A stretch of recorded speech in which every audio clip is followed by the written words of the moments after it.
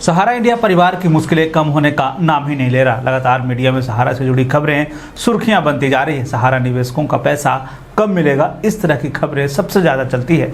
ऐसे में सहारा को इस ओर विचार करने की ज़रूरत है कि हम गरीब निवेशकों का पैसा कैसे और किस तरह से उन्हें लौटा दें।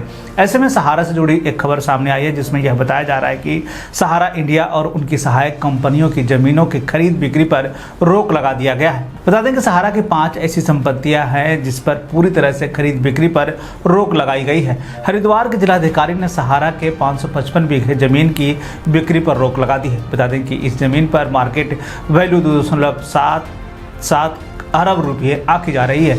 मीडिया में चल रही खबरों की माने तो सहारा इंडिया की सहायक कंपनियों के नाम पर हरिद्वार के बहादुराबाद और रानीपुर जिले में सहारा की ज़मीन को गलत तरीके से बेचा जा रहा था। बताया तो ये भी जा रहा है कि सहारा की ये ज़मीन बहादुराबाद में हाईवे में लगती है, इसी कारण से इसे बेचा जा रहा है। अधिकारियों की तरफ से जारी बयान में यह कहा गया है कि इस जमीन पर एक बिल्डर के द्वारा टाउनशिप विकसित करने की तैयारी चल रही थी, लेकिन अधिकारियों की पहल के बाद से इस पर रोक लगाया गया है। इस पूरे मामले को लेकर यह बताया जा रहा है कि इस जमीन को सहारा औने पौने दाम में बेचना चाह रही थी। आपको बता दें कि सहारा के द्वारा पूरे देश में जहाँ भी ज़मीनें खरीदी गई है वह गरीब निवेशकों के पैसे से इन ज़मीनों को खरीदा गया है।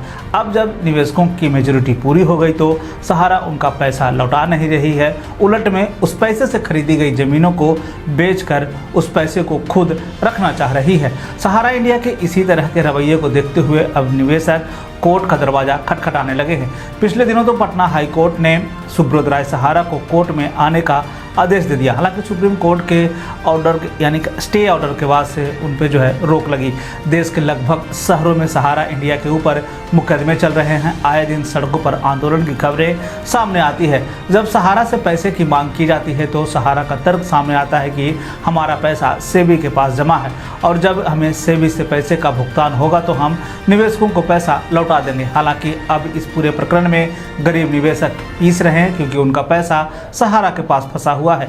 गरीब निवेशकों ने अपने भविष्य को ध्यान में रखते हुए पैसे सहारा के पास जमा किया था, लेकिन उन्हें क्या पता था कि तय समय पूरा होने के बाद भी सहारा से पैसे का भुगतान नहीं हो पाएगा। ऐसे में गरीब निवेशकों के सामने सबसे बड़ी समस्या यही है कि उनका पैसा कब मिलेगा, और इधर सहारा है कि उनकी संपत्ति को गलत तरीके से बेच रहा है। हालांकि छत्तीसगढ़ सरकार पहले प्रदेश के लोगों को सहारा में फंसे हुए पैसे लौटाती रही। ऐसे में अब देखना है कि देश के अन्य हिस्सों में कंपनी लोगों को पैसा किस तरह से लौटाती है। हम तो ये भी कहते हैं कि केंद्र सरकार और राज्य सरकारों को भी इस पूरे मसले पर हस्तक्षेप करने की ज़रूरत है, क्योंकि बहुत बड़ा यानी कि गरीब निवेशकों का एक बहुत बड़ा तबका है जो कि सहारा में अपना निवेश किया था और अब जो है उनके पैसे नहीं मिल रहे हैं।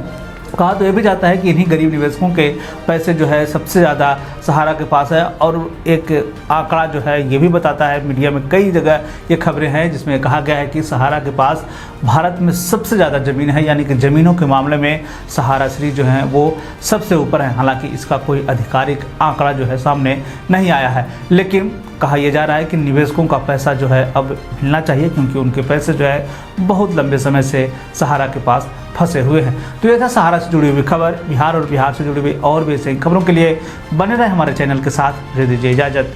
धन्यवाद।